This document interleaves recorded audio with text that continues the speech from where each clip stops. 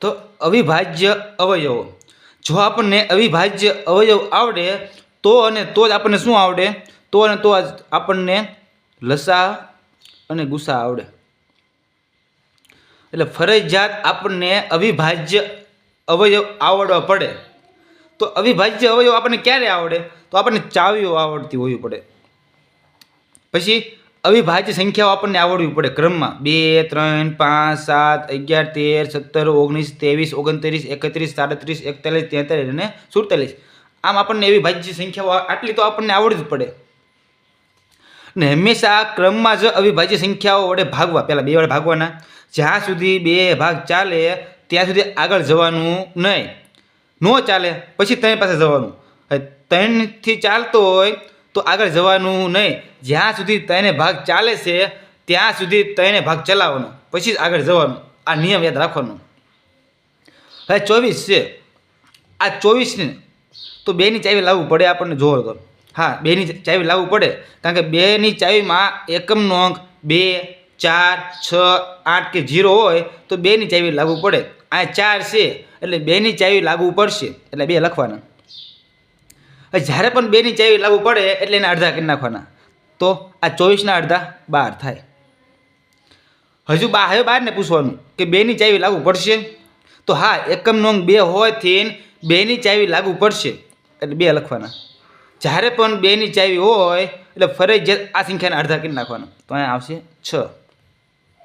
હવે 6ને પૂછવાનું 2ની ચાવી લાગવું પડશે, હા, તો આના અડધા 3. હવે 2ની ચાવી લાગવું પડશે, હવે 2ની ચાવી લાગવું પડતી નથી, તો 2 પછી કોણ આવે, 3. 3ની ચાવી લાગવું પડશે, હા, 3ના ઘરે 3 આવે તો 3 એકુ 3. 1 આવી જાય એટલે દાખલો આપણો પૂરો. તો 24ના અવિભાજ્ય અવયવ કયા કયા, તો 2 ગુણ્યા 2 ગુણ્યા 2 ગુણ્યા 3. હવે આવી જ રીતે 50ના પાડશું આપણે.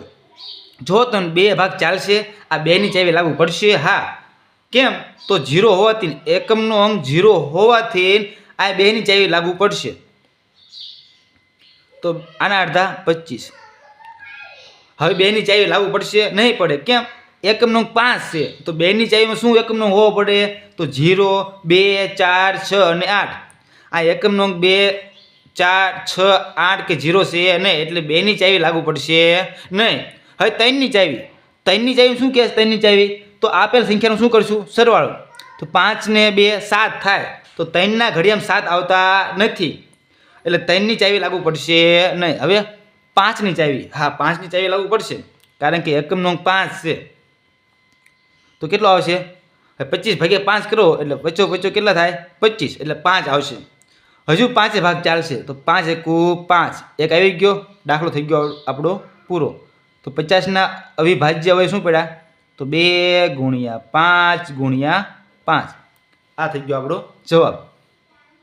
હવે આવી જ રીતે 100ના પાડશું. 2 ભાગ ચાલશે, હા, તો આના અડધા 50. હજુ 2 ભાગ ચાલશે, આના અડધા 25.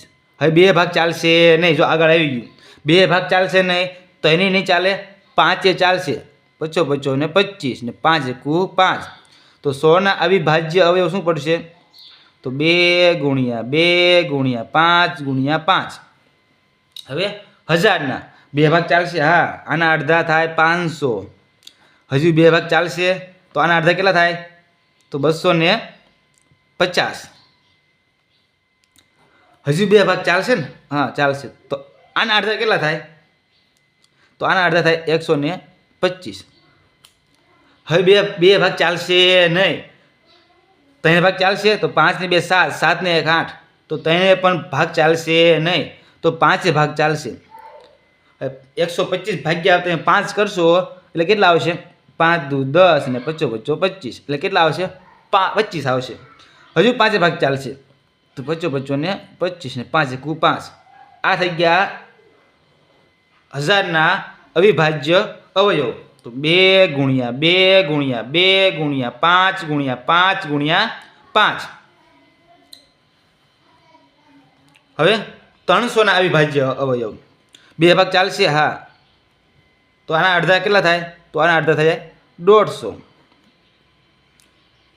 હજુ 2 ભાગ ચાલશે, તો 150ના અડધા તો થાય 75.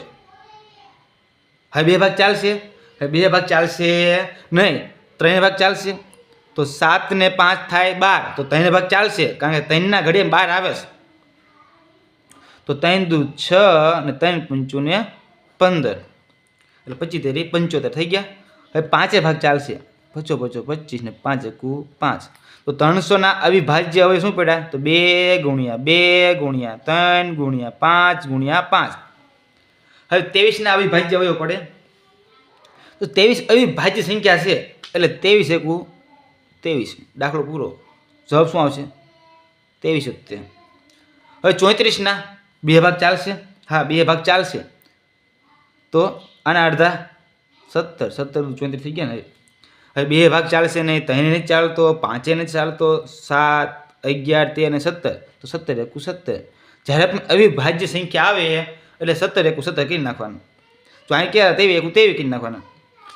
પછી એક 43 હોય તો 43 એકુ 43. એટલે જે પણ અવિભાજ્ય સંખ્યા હોય એ પોતે આપણો જવાબ. એટલે અહીં શું આવશે? 2 ગુણ્યા 17.